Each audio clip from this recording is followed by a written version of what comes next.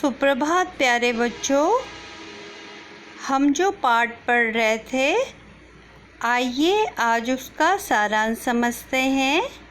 पाठ कौन सा था बच्चों? जो देखकर भी नहीं देखते, और लेखिका थी हेलन केलर। तो आइए सारांश समझते हैं कि इस पाठ के अंतर्गत आप क्या पढ़ने वाले हैं। जो देखकर भी नहीं देखते हेलन केलर द्वारा लिखित एक निबंध है। ये कौन सी विधा है बेटा? हिंदी की निबंध। लेखक हेलन केलर दृष्टिविहीन महिला थी। जब भी वे अपने मित्रों से मिलती थी, उनसे पूछती थी कि वे बाहर घूम कर आए हैं तो उन्होंने क्या देखा। मित्रों का उत्तर होता था, कुछ खास नहीं। यह जवाब सुनकर उन्हें आश्चर्य होता था। कौन सा जवाब? जब उनके मित्र कहते थे कि कुछ खास उन्होंने नहीं देखा। यह जवाब सुनकर उन्हें बड़ा आश्चर्य होता था कि आंखें होते हुए भी वे कुछ नहीं देखते, जबकि वे अंधी नेत्रहीन होते हुए भी सब कुछ देख लेती हैं। अब किस प्रकार देख पाती हैं, आइए समझते हैं।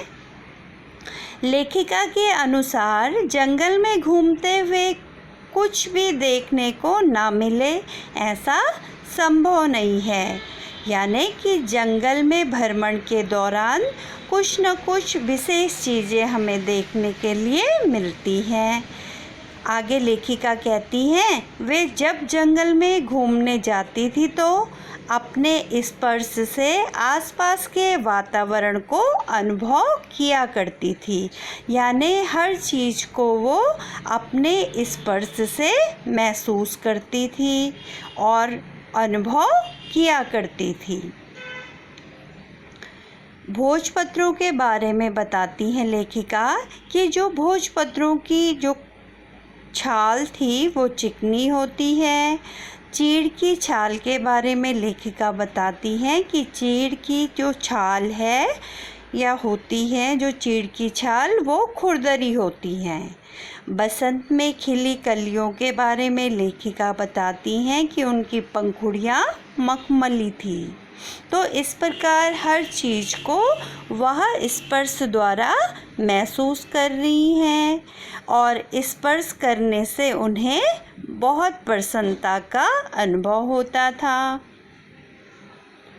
लेखिका को सब चीज़ों को छूने मात्र से ही बहुत खुशी मिलती थी और वह बार बार महसूस करती थी कि यदि वे इन सब को देखती तो उनमें खो जाती, यानी वो और भी अधिक प्रसन्न रहती।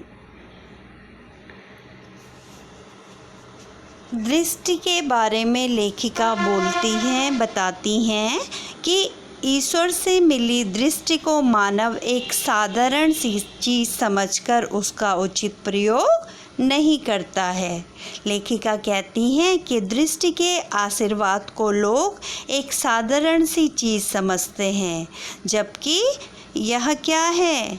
ईश्वर की दी हुई सबसे बड़ी कृपा है जो हमें उन्होंने दृष्टि दी है, और इस दृष्टि को लोग साधारण सी चीज़ समझते हैं और इसका उचित प्रयोग नहीं करते हैं। आगे लेखिका कहती हैं कि जबकि इसके उचित प्रयोग से हम अपने जीवन में इंद्रधनुषीय रंगों को भर सकते हैं। यानी कि दृष्टि जो हमें प्राप्त है, इसके माध्यम से हम खुशियों के इंद्रधनुषीय रंग में डूब सकते हैं, यानी हमेशा प्रसन्नता का अनुभव कर सकते हैं। तो इस प्रकार लेखिका नेत्रहीन व्यक्तियों के लिए एक प्रेरणा के रूप में सामने आती है। साथ ही दृष्टि का आशीर्वाद जो हमें प्राप्त है, इसका उचित प्रयोग करने की सलाह लेखिका द्वारा दी जाती है।